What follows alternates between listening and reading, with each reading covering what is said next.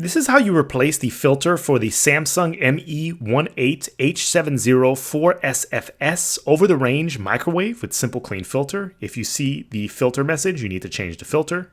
This is the item I ordered from Amazon. It is OEM. I will leave the link in the description below. The first thing you do is where that push button is, you just press your finger and push it, and it slides right out. And there are two pieces here. There's the actual tray, and then there's the filter within the tray. So there are these little clips towards the far end of the filter that you can just kind of push back with your finger, and that helps you pry open the actual tray and then remove the filter.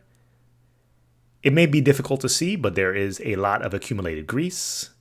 This is the new filter, and you can just reverse the process. You want to start at the bottom towards the push sign.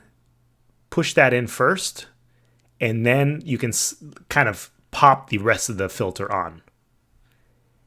And the clip on the far end of the filter should be facing upwards, so upwards towards your microwave. Once you pop it back in,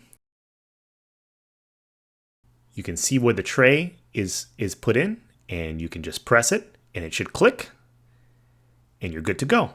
Now you need to turn off the filter error message telling you that there's a filter. All you have to do, close the microwave and just hold 0, and your filter is replaced. I will leave the link in the description below.